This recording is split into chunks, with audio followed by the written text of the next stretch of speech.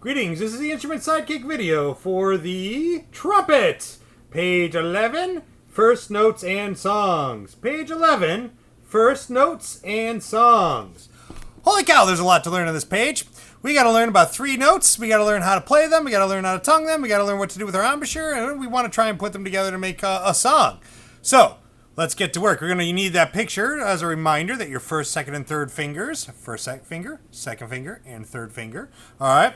And the first note we got to worry about is an E, okay? So we had a staff going across the page, all right? And on the bottom line's going through the center of a note here, a circle. All circles are notes when they're on a staff, okay? So a circle means you're going to be playing something, and where it is in the staff tells you what to play, all right?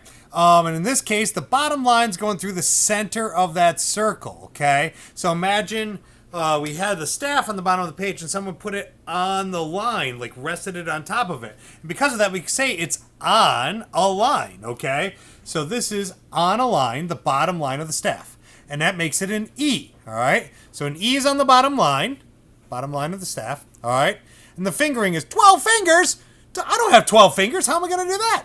All right? Well, obviously, that's not what it means, all right? We mean that we have to have your first finger and your second finger down to make the note, all right? So your first finger and second finger both need to be down to make a note, all right? It can't be kind of down, okay? It shouldn't be brought down as you start to blow, okay? Ahead of time before you blow, you put them down, and then you keep them down. Don't put them down and let go. Don't go 1, 2, and then blow, okay? You press your first finger and second finger down, then you blow to make an E. Now, you got to buzz just right, so your embouchure has to be just right, okay? So it should sound like this.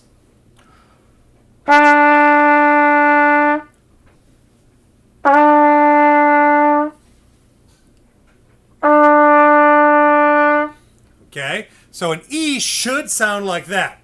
If you're getting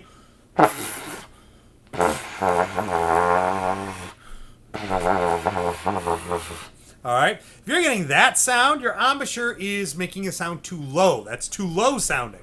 All right. So either you got to tighten up your embouchure, either you got to make more of an E, or you got to blow faster air, or maybe a grouping of all 3. All right. But that is not a good sound. That is not an E. All right. So even though my first 2 fingers were down all the way, I still didn't get an E. I got to blow correctly with my embouchure to get that E, which is it. All right, now it's also possible to go too far the other way and to hit a note that's too high. So if you sound like this, that's too high a sound.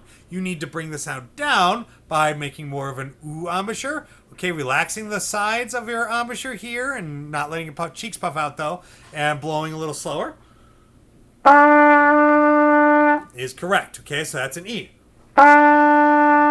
Now, if you're getting an E, great. If you're not, keep working on maybe just the mouthpiece for a little bit until you have enough control to make that E. All right, so E is what you're going for there. And now let's tongue 4 E's. So you're going to go while you are buzzing that E. Okay, you want 4 E's right in a row like that. All right, now, once you got that, then we got to worry about the next note. And the next note is a D, all right? So we got D, and it's on the space below the staff. So once again, we imagine that the staff's going across the page and that we rested it on the space that's underneath the line, okay? So then we say it's on a space, all right? On a space. All right, so that is a D right there. Fingering is 13 fingers. No, we worked that out, right? It's actually 1 and 3, right? Your first and third fingers need to be down to make that D. First and third fingers, okay? Now, a lot of people go like this. They see 1 and 3, and they think it means 1 through 3 need to be down. No. So your first finger's down and your second finger's down. Your first finger's down and your third finger's down. Your second finger is not down, okay? So it's just resting on top of the key, just like the pinky rests on top of the pinky ring. First and third fingers are down, all right? Second finger is not.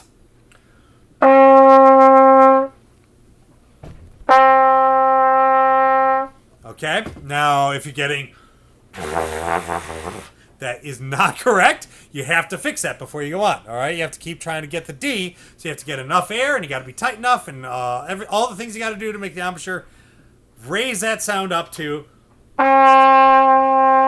If you sound too high, that's a great note. It's a note we're going to learn eventually, but bring it down to the D. We want to learn a D right now. So an E and a D. All right, now a D. Let's do 4 Ds in a row. 2, 2, 2, 2. Okay. Once you can do that, then you want to worry about being able to switch between E and D.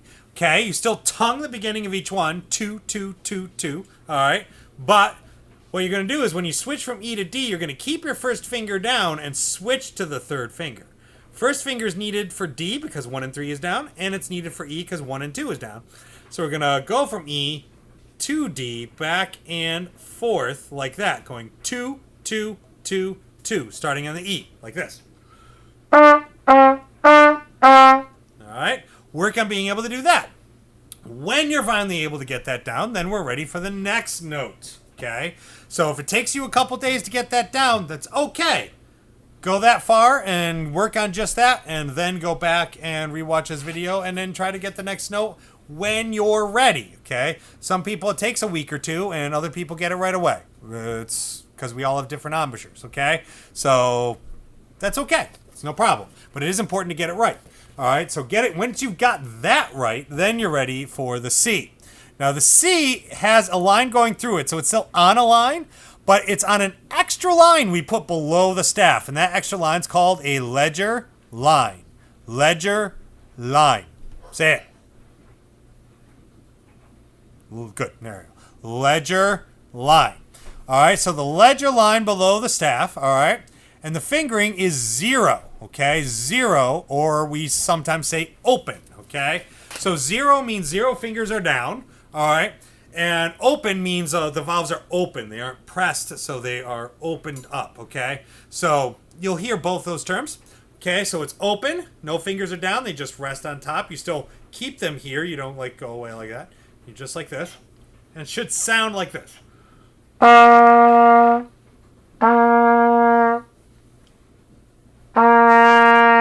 right. If you're too low, all right, that's not good. You got to fix it. Doing all the things you need to raise the sound with your embouchure too.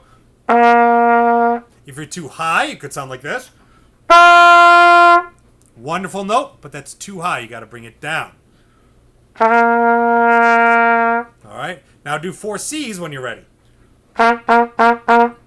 Okay. Keep working on that. When you're able to do 4 C's in a row correctly, then see if you can go D to C, back and forth between D to C.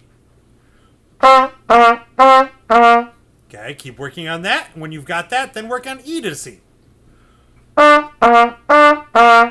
Okay. Once you can do all that, then you're ready to start learning hot cross buns. Now, hot cross buns is on that part of the page right there. All right. So, hot cross buns, as you see, says E, D, and C. So we're going to play an E and D and C. And then you see a bunch of extra lines after the C. So we're going to play that C longer. All right. So it sounds like this. That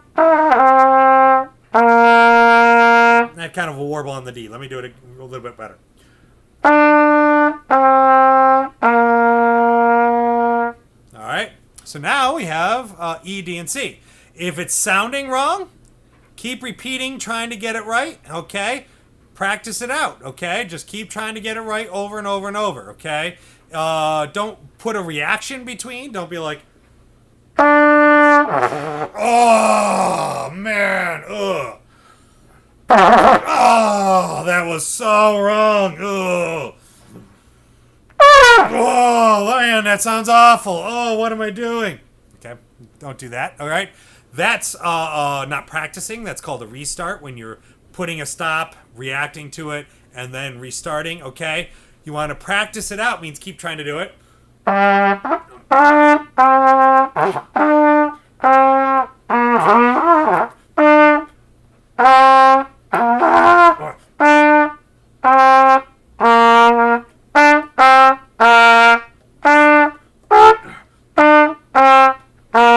Okay, you see how I kept trying to fix the mistake right away and got right back into it, okay? That's what practice is. You need to constantly be repeating it and trying to do it.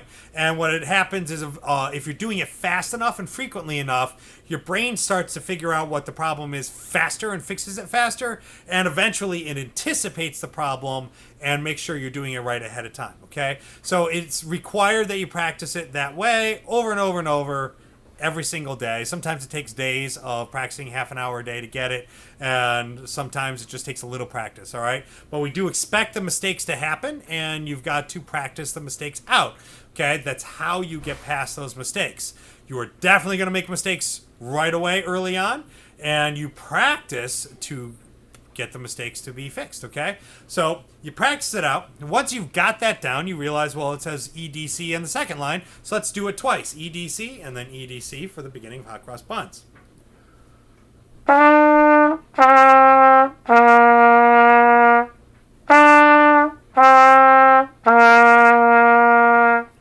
Okay? Once you've got that, then you see it's got 4 C's in a row, okay? So a bunch of C's in a row means that we have to keep blowing, having our embouchure still correct for C, and we go 2, 2, 2, 2 with our tongue, all in one breath. 2, 2, 2, 2, like this. Okay? Do not breathe between. Don't go. All right? That's not how you do it. All right? One single breath going 2, 2, 2, 2. All right? Then we have 4 D's in a row. So we're going to be like that. Don't bounce your fingers between. I get a lot of that.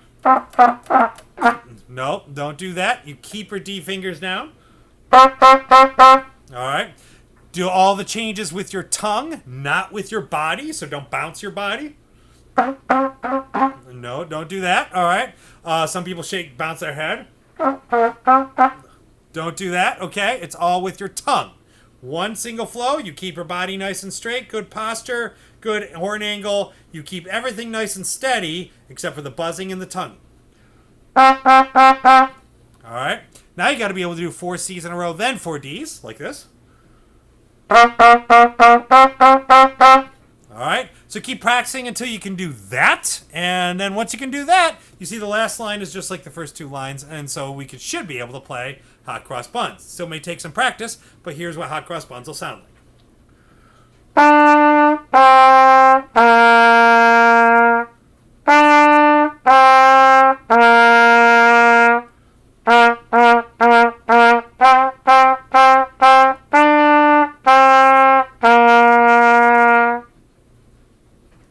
And then you always pause a little bit after you're done, and then go to what's called rest position.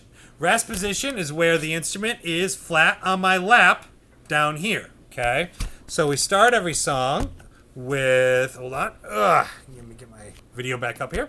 All right, so we start every song in going to ready position. We play the song. At the end of the song, we pause and then go to rest position. If you're in rest position, then you won't mistakenly play when Mr. Archie is trying to talk in classes. All right, and it's very important that you listen to me. So if people keep playing, I have to keep repeating myself, and I take a whole lesson to tell everybody one thing instead of teaching you as much as I can. So it's very important you put it in rest position when you're done. All right, so I hope you learned a little bit about practice here. Hope you learned a lot on this page. This page is going to take a while to master, and it's okay that it takes a while to master. We're all going to make mistakes early on with it and going to need to practice them out. That's why band teachers always tell you to practice, practice, practice, is that's just part of the learning, okay? You figure it out here, but then you got to actually master it physically, which means repetitive. Without the restarts, okay? It's got to be constant repetition. Repetition is what practice is, all right? So practice this out. Do your best. Patience with it. Patience, patience, patience. As you practice, practice, practice. Do the best you can, and I will help you in a class coming up. May the force be with you.